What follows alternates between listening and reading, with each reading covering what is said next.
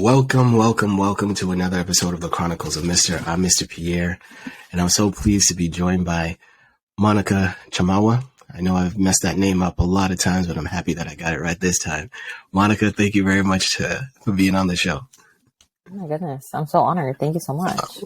I've been looking to have this conversation because we didn't get, I feel, what we ought to have gotten in terms of being able to work with each other longer than the year that we got. And thinking about all the teachers who were employed at that school that we were both at, I feel like, man, I got shafted the short end of the stick, if you will, because I would have liked to have worked longer with you. And so I'm so pleased to be able to have this conversation with you about education, but also about, the dynamics of all the things that we go through as educators. And the first question most guests get asked is, how did you come into education? What brought you into education?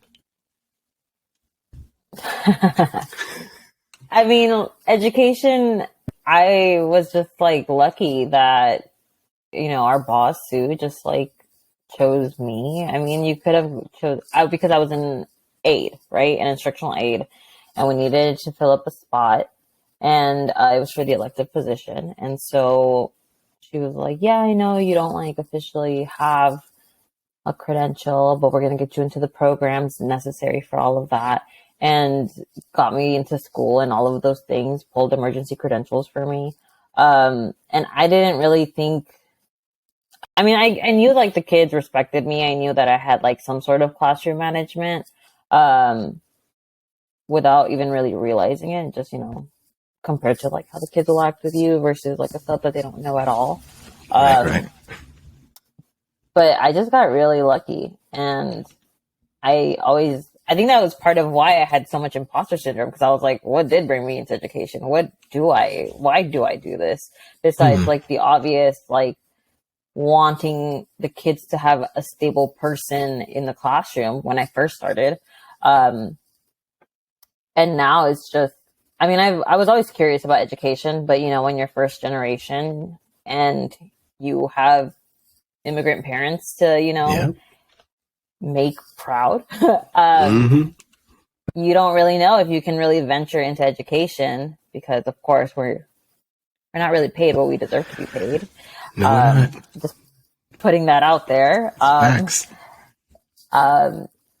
So yeah, I always was curious. I was interested, but I was really hesitant because, you gotta be able to build your own wealth, independence, and et cetera, et cetera. And so I was really nervous about coming into the field, but I am in education because, one, representation.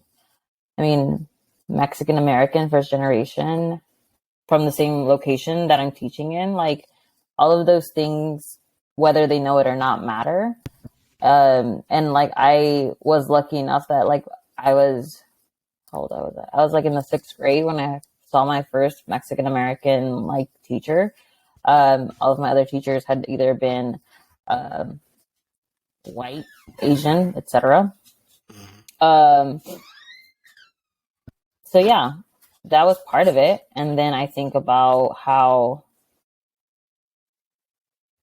I just wanted somebody to see me. And I just feel part of the reason why I went into education was because I was able to build decent relationship with the kids. Awesome. Yeah. You touched on a couple of things. Number one, representation. Number two, that imposter syndrome. And then number three, someone seeing something in you and then sort of elevating you to hey, I see that you can do this thing. Go ahead and keep doing the thing that I see in you.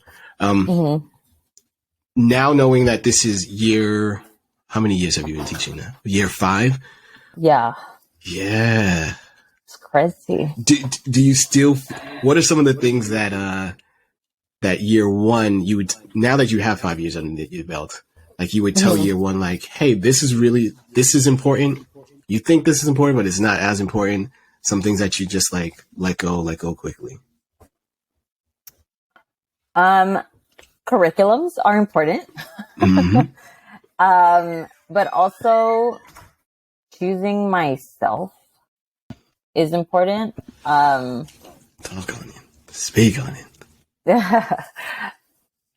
You know, like when you first start out and you're just like, yeah, I'm gonna go in and like help and save education in the field, and you know, it's gonna be inspiring and whatever other things you like make up in your head, which are great reasons, but realistically, like you're one human being in a system that was set up for failure. So I would have chosen myself, and I would have told myself, like, yeah, you can do all of these nice things, and you know, you can make a difference in some child somewhere out there. You know, I don't want to assume that I'm doing amazing things every single day, but yeah, it's just why did you think that you were gonna like go out and make everything perfect? Actually, take care of yourself.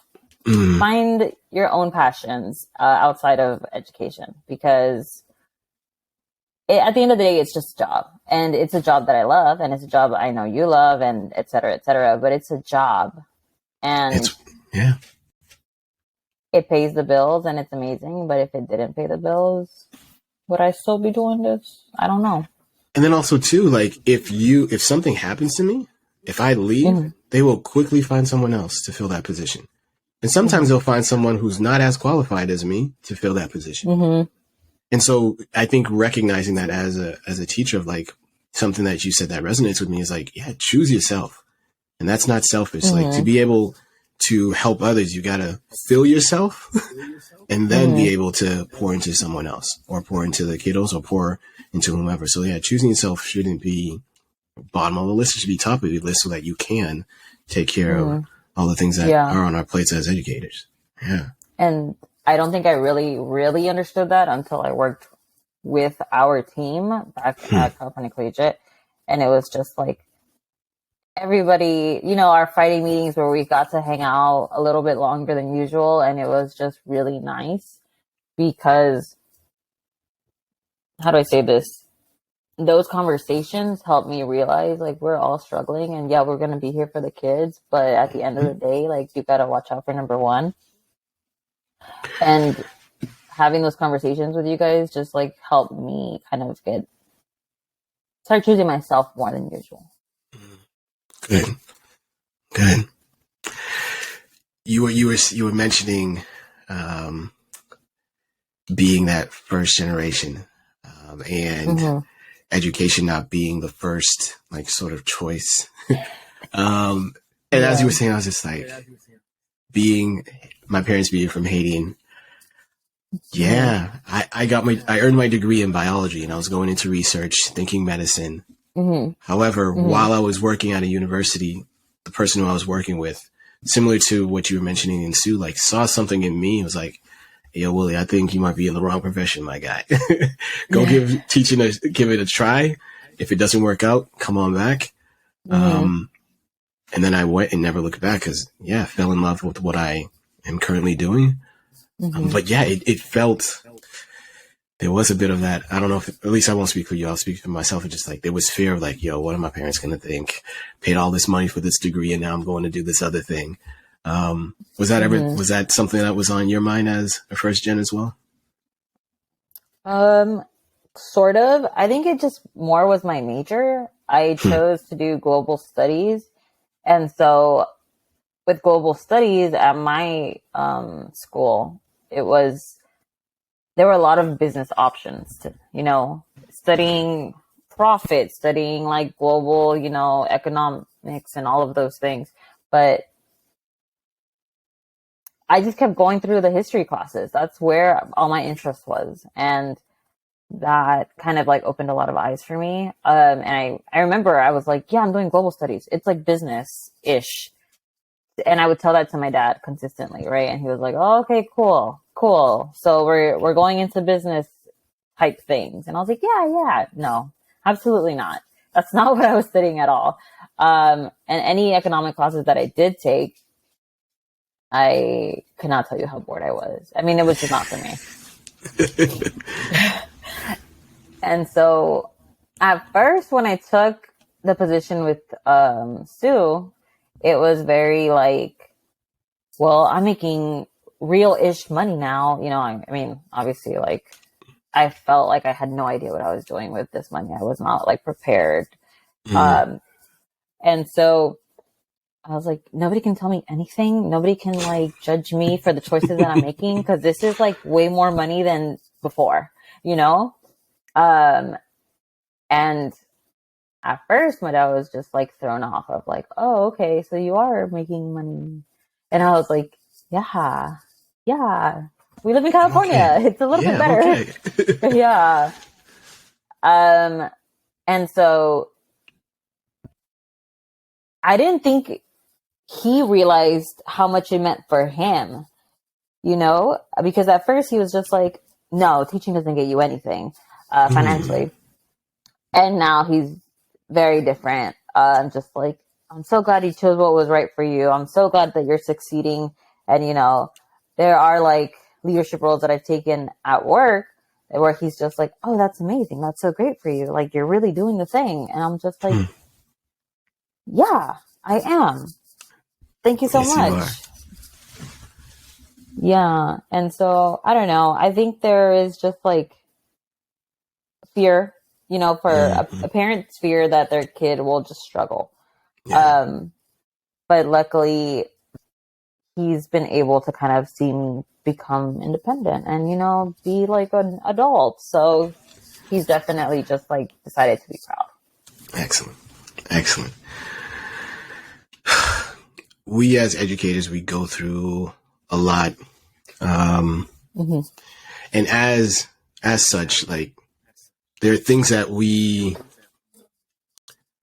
experience that folks who are not in education may not be able to fully grasp. Like, my base is just like very, very chill. However, I recognize there are times when I will have to go up and down an octave. I have certain privileges being a man that if the classroom is getting out of hand, like, I can go an octave and the kid was like, all right, we've done too much. Let's rein it back. Do you feel like that's the same? I wonder, what's it like for you where it's like, do I really have to step out of my character in order for management? Yeah. I don't think so now. I mean, it just, well, one, it depends on the day, right? It just depends on whoever's mood, whatever child decides to act whatever way. But I think one, like, I've been able to build a decent relationship with my kids where, you know, you get to a point where you're like, can you not? Is a form of classroom management. Yeah. And I think there's also like a benefit to being raised in a similar culture as your kids, because sometimes I'll start speaking in Spanish to them and they're like, oh, okay, my bad, you know, or just like little mom isms of like, why are you saying what? You don't say what to me, you know? And then they're like, oh, okay, my bad. You sound like my mom. Oh my God. And then, you know, that's just like, okay, great. Because it's like, yes, if you say what, it's going to sound rude versus yes, or what did you say, you know? And just like, why am I teaching you this at 10th grade? But whatever. But I do think there is like, my teacher persona is like a little bit obnoxious, if I'm being honest. So just being loud and just making classroom management almost a joke of like, oh my God, are you missing this amazing moment here in my lesson? And it just kind of like brings them back. But I will recognize like I have a loud voice. I am a little mean. The kids, as a joke, as like a weird like reflection of who I am as their teacher, will be like, you're really chill, but you're also kind of like mean, kind of apathetic. And it's just like, but actually I'm not, because I'm trying to discipline you back into this classroom right now and back into like this learning community we have going on. Right. you know, they're high schoolers, and you sometimes, if I'm being honest, you got to fight attitude with attitude. So That is something that I've never experienced. I've always been in middle school. It's always mm-hmm. been the low end was fifth grade, high end eighth grade. And I Yeah. recognize that there's a difference between middle school kiddos and high school kiddos. So the things that you'll have to confront are different than what I'm seeing in the middle school space. But can I tell you, actually, Please teaching middle school prepared me for teaching high school. talk Because about it. I love like, our sixth graders were amazing. My middle schoolers are amazing. I've had, like, the privilege of being able to teach my middle schoolers now that we're all at the high school level. But middle school just hurts, okay? Like, they are so sad, but they are so, like, wanting your approval, and they give you hugs, and, you know, they Mm-hmm. tell you they love you, and they cry, and, like, it's very dramatic. But that's also maybe, like, I don't know if that's your experience, because you are a male teacher versus, like, a female teacher, and what they come to you about versus what they would come to me about. What do you think? I will say that what I've experienced in terms of the boys has been Mm-hmm. like Mr. Pierre. I've just never had a male teacher, and I've never had a black male teacher. You're my first. And so like there's like this Mm-hmm. level of excitement of like, oh, there's certain things I can relate to. Or Mr. Pierre, when you were in middle school, dot dot dot dot dot. And I always preface like, look, kiddos, what you're going through and what I went through are two different universes. However, here are the commonalities that I believe exist. When it comes to the girls, it's a little different in that they're like, Mr. Pierre, are you ready for some drama? And I'm just like, look, kiddos, I'm in middle school. There's always middle school drama. And so that sort of speak of like, why does so-and-so do such that as a, how would I say, like an advisor of how do I navigate the drama? Whereas boys are just like, I'm just happy there's someone who I feel like I can relate to. There isn't so much run up and hugging me. Yeah.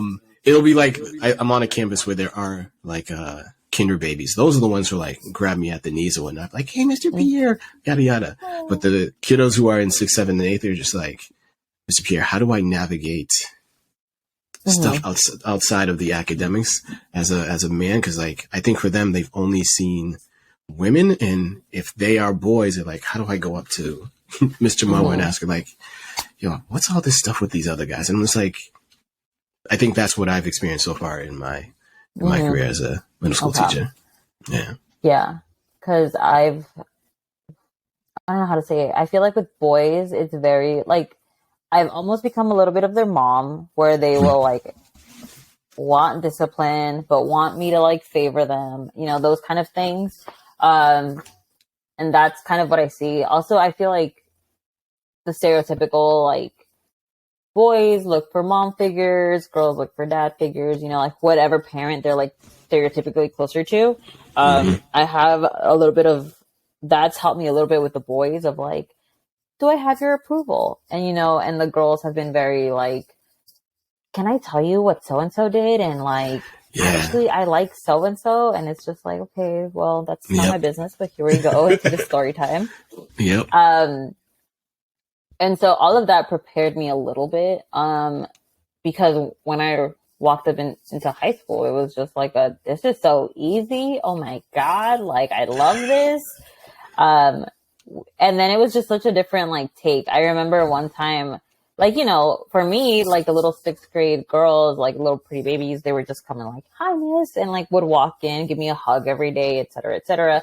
And like, I literally got like a bag of chips thrown at my desk and was like, that's for you, in high school. And I was like, oh, is this like your version of I love you? Like, you know, or yes, or it'll be like, let me give you a sticker. Okay, thanks. You know, so it's just little things like that. Or my favorite, okay, I have to tell you. Please. High schoolers bring you coffee.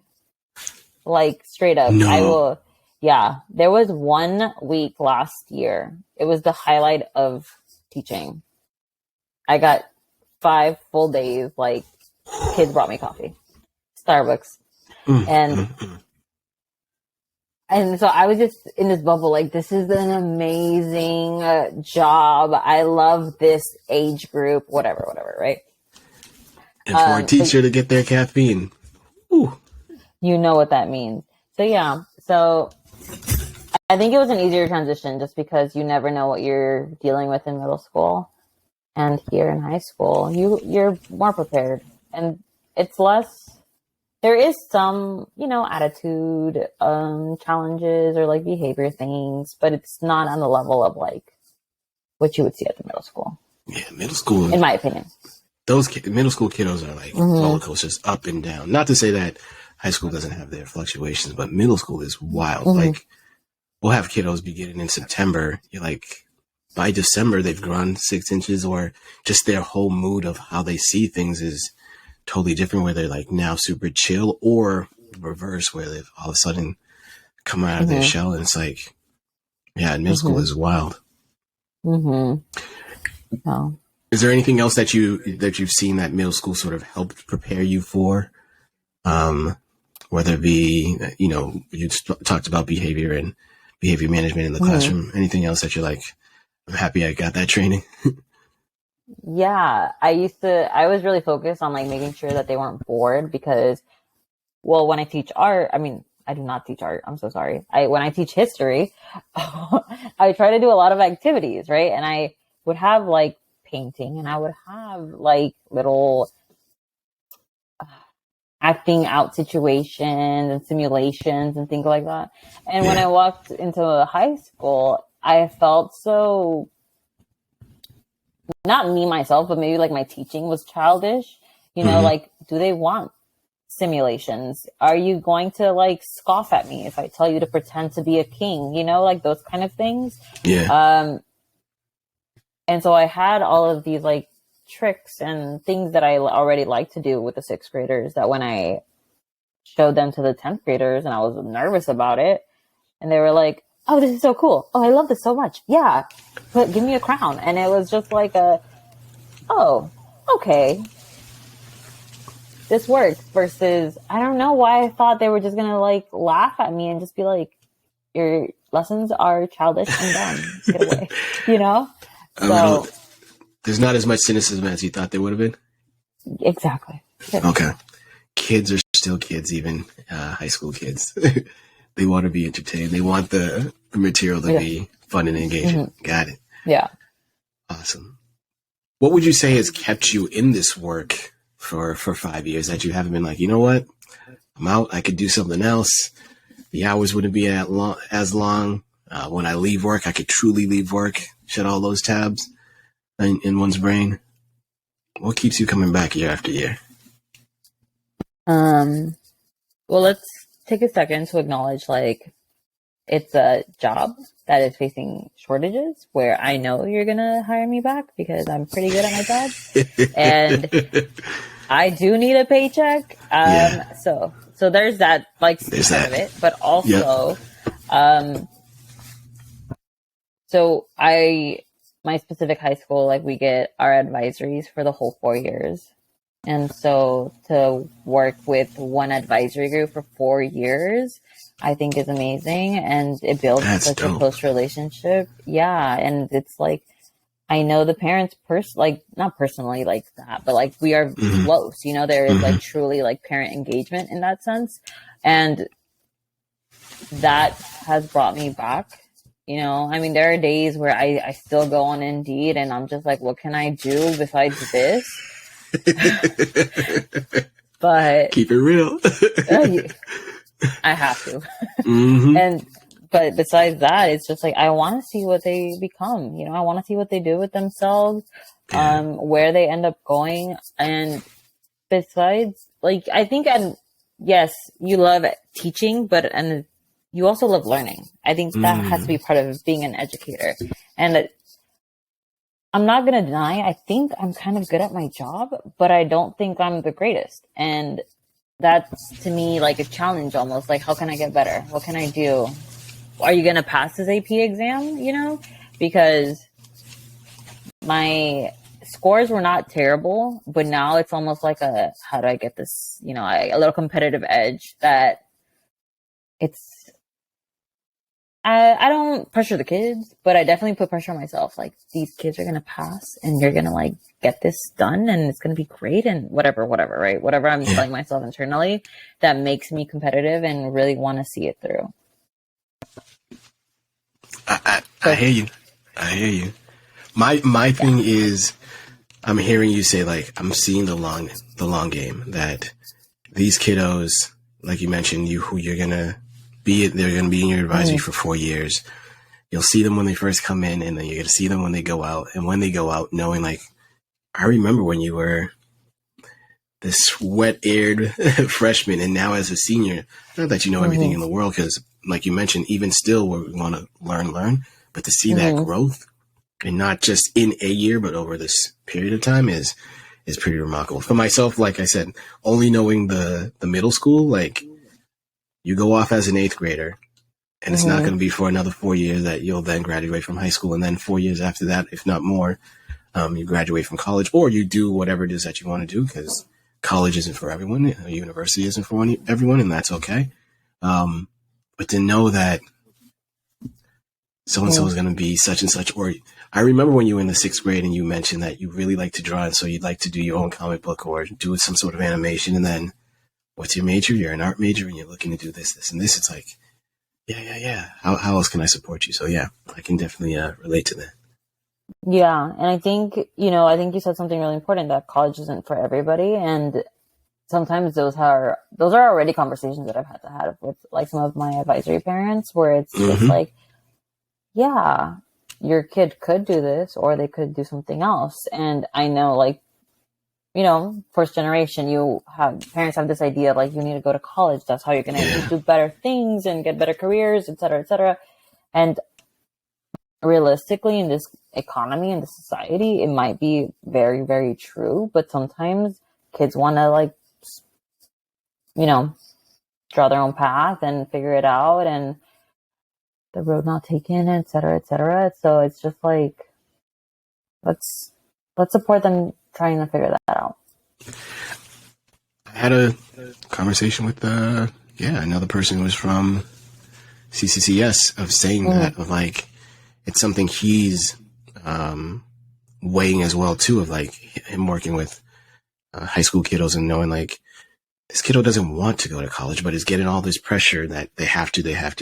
And he's like, my uncle's got a mechanic shop. I love cars. I want to work on cars.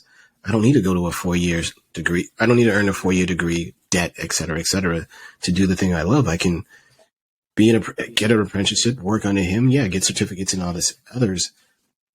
But like, that should be also an option that I think, is just mentioned and spoken about, so that parents know and so that kiddos know too. Like, if you want to go to school, excellent. Here are some options for you. This is what I would advise to do. Go for grants, et cetera, scholarships. But if not, these are options too. However, if that's the way that you want to go, make sure you're setting yourself up while in high school, so that once you leave high school, you'll be successful in doing whatever it is that you want to do.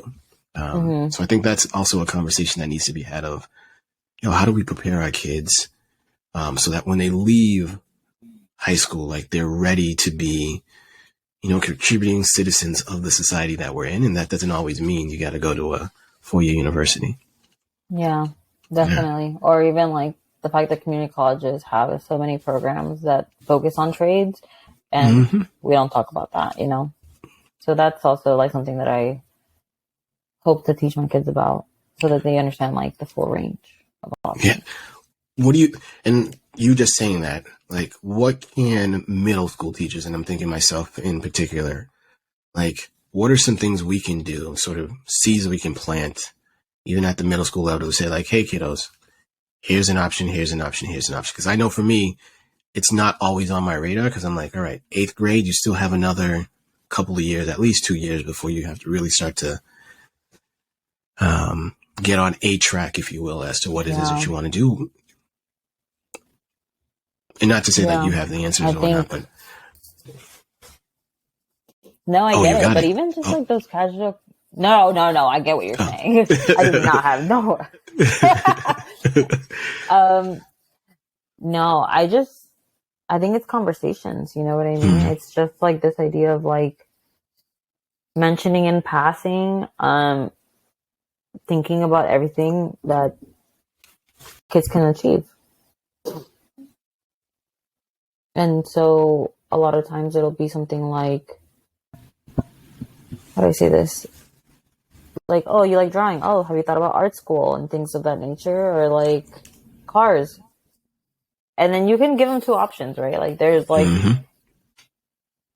the scientific people that design cars, or there's just like the people that like physically work on cars, and like you can have those two options. That's how like I would frame it when I was teaching middle school, but like realistically, middle school is hard enough. I don't know Yeah. if I would like do more than that. But again, like who am I? You're an awesome educator, an awesome history teacher, an awesome friend. And so I think you are exactly the type of person that if a kiddo is in your advisory or knows a person who knows a person who's in your advisory and is like, yeah, what is Miss Chamagua? Why is she still great? They'll be able to articulate it better than we sometimes are able to. And I think just that of like, they're just options. The choice ultimately is yours, kiddo. You could do A, you could do B, and you know what? There's probably a C option where you create whatever it is that you want to do. And just, I think that's the framing of, so that the kiddo just knows like, all right, it's not just this one thing and feels like, all right, I'm hopeless. I have to do this thing. It's like, oh, no. There are others. And if it isn't there, Yeah, go create your own. Oh, yeah. Look at you. We're trying, Monica. We're trying. Like even with this podcast of knowing like, hey, it's just nice to be able to have conversations, because I think there are a lot of things that we can benefit from of just like, oh, I didn't think of that. Oh yeah, you did say. And so having conversations such as this to be able to, whoever is listening, take what you wish, do with it what you wish. But I think just the act of, like you mentioned, just saying it aloud sort of brings it out of just the ether of our brains into the reality of like what's in front of us. What is bringing you joy at the moment? What's bringing me joy? What is bringing me joy? Well, we had a potluck yesterday with the kids. Nice. We just went over Thanksgiving break, and it was just the cutest thing because they were, you know, they're still teenagers, and so I forced them to get into like this long table situation where they all had to like face each other and eat together. And at first they were like, oh my God, we don't have to do all that. That's so dramatic, you know? And then by the end of it, they were like, this is like the Last Supper. And that's a different meal, kiddos. yeah, I was like, okay, the drama. But after, when they were actually eating, none of them were on their phones. They were all talking to each other. They were all talking about the food and like what they liked. And I don't know, it was just so nice to like see them, their community like building, you know, because like you spend enough time with one like class, you start noticing the cliques and everything that form.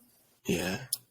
And then you see who sits next to who. And at this potluck, there were some like little clicky things, but so many people were talking to each other, and so many kids didn't touch their phone, which we know in this time period is like crazy to think about. Right. Because the cell phones, I don't know about you, but it is a daily struggle in my life. Yeah, for us, it's at the end of the day. Yeah. Yeah.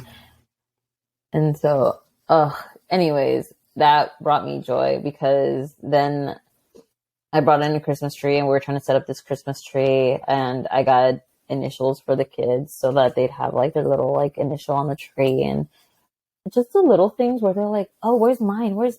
And putting them, seeing them put it on the tree, which is like I didn't think it would be so crazy and meaningful, but it really like made my heart smile how they like took it so seriously and, cared.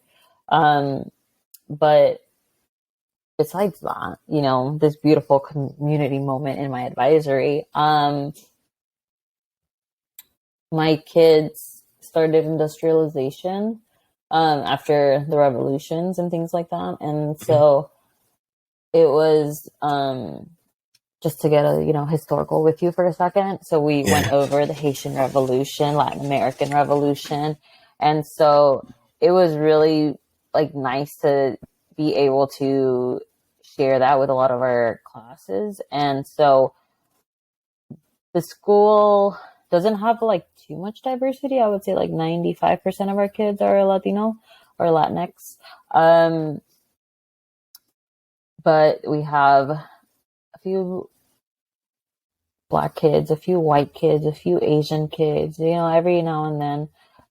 But of course, it's not to the point of like, this is true diversity, because of course, Latinas are like the majority of the groups.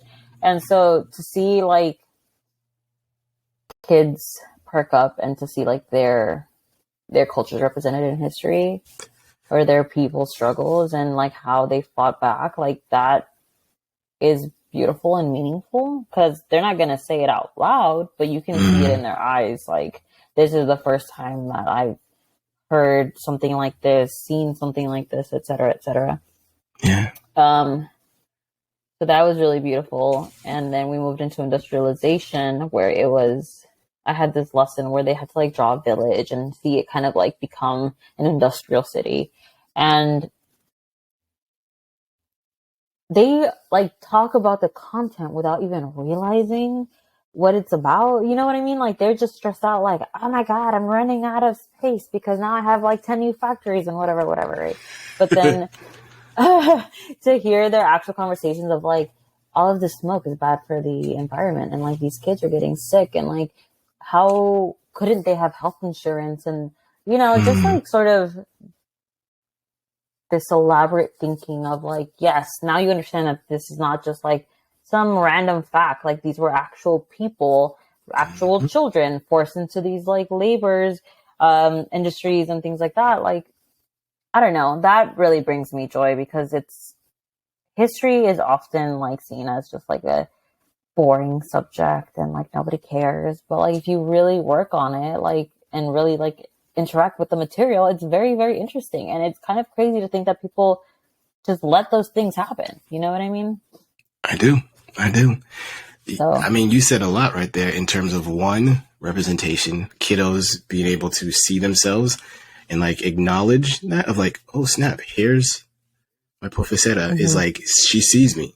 And we're talking about me being the first gen of Haitian folks, like Haitian Revolution. If you're talking about tout ça material, I'm like, oh yeah, my parents, I know an uncle who's named after so and so. So like it connects. And then two of you mentioned like high school can be cliquey. I mean, school can be cliquey, but being able to sit across from someone, break bread with them, eat, and like, oh, this is what you're into. Oh, you made such and such. Who made for them to see their classmates and not just like this other body that's taking up space is pretty remarkable. And then what you just mentioned too of just like food is awesome. Food can do amazing things. So anytime you can get food in and kids, like you mentioned, like how could this happen back then? And to be able to connect with like the kiddos, this is happening now too in different ways. And if we know our history, then you're able to recognize, oh, this is repeating itself. How can we change it? So whatever your subject material is about, if you're excited about it and the kids can see that excitement, I think that is as you were speaking, I was like, that's bringing me joy as well too, is like for kids to have teachers who love what they do and not just love what they do, but are masters of what they're doing because they recognize like, oh, I need to be better. That's what we would like for all the kiddos to be able to experience. Have teachers who love what they do in front of them. That's it. Yeah, definitely. And so do you know WASC? They're like the accreditation committee, et cetera, et cetera. they recently paid a visit to our high school, and they were there for a week, and they just kept saying like these really great, like nice things about us and about our kids, and just like your kids are so great and your kids love you, and you know, you guys have so much passion, and you know, it's November, you know, we are in a pandemic, like things are crazy, and so that kind of brought me back to reality and brought me back to like being grateful for everything that we have, and you know, not having to teach in front of a computer in my house all alone, and just like those kind of things. Yeah. It was definitely like a great, you know, come back to reality. And so, especially for me, because I remember when we talked that last time and I was like, I don't know if this is right for me. I don't know if I want this. Yeah, I just, you know, you get so caught up in the negative, and like this was just like a great wake up. Mm-hmm. Yeah. And October is shocking for a lot of teachers because you're done with the honeymoon of August, September. The kids are now familiar with who you are. November is also a little difficult because depending on how you feel about the Thanksgiving break and being away for a week, it can be a plus or a minus depending on who you are in your situation. Then it's like, yeah, if you don't really just take a moment and just like, all right, let me really see the whole landscape of, yeah, there are a whole bunch of things that are not so great. But there are moments, if you really see them, that are pretty spectacular. And they don't have to be the ginormous things. It could be the little things of like what you mentioned of like, I just got this kiddo's initial and I'm putting it on it's just so that they know that I know and I see them. But that can be sufficient enough that that's the thing that makes that kiddo or helps that kiddo turn a corner in your class, and where it's like, now that I know that Ms. Chamagua sees me, I guess I'll listen. I guess I'll put a little bit more effort. I may have been scoring 70s, but now all of a sudden I'm scoring mid 80s, and she's like, keep it going, word. So yeah, all these little things can just add up to a great tipping point where now you see the fruits of all your labors come to be bared. So that's pretty dope. Awesome. Well, you were dropping gems today, Monica, and I appreciate it. I think now you may not recognize it. I'm sure there's someone who's going to hear this and be like, yeah, also as a first gen, I experienced that. Mexican American, experienced that. I, know what it's like to maybe change. I was in middle school, now maybe in high school, maybe I was in elementary and moved up to, but all these things that prepare you for whatever you are about to come into. And then I think the last thing that you mentioned, just like representation matters. When you see someone who sees you, and it could be something as simple as you're mentioning my culture, or like you said, say something in Spanish that like, oh, my mom says that too, or maybe it's my tia. it clicks and helps for that kiddo to then blossom. So thank you very much. I appreciate this conversation. Thank you. I was so nervous. Oh my God. But this was great. This was so great. This is just two folks who are chopping it up. So to anyone who's listening to this, I am Mr. Pierre. She's Miss Chamagua. This has been another episode of the Chronicles of Mr. We thank you very much for listening in. And we out.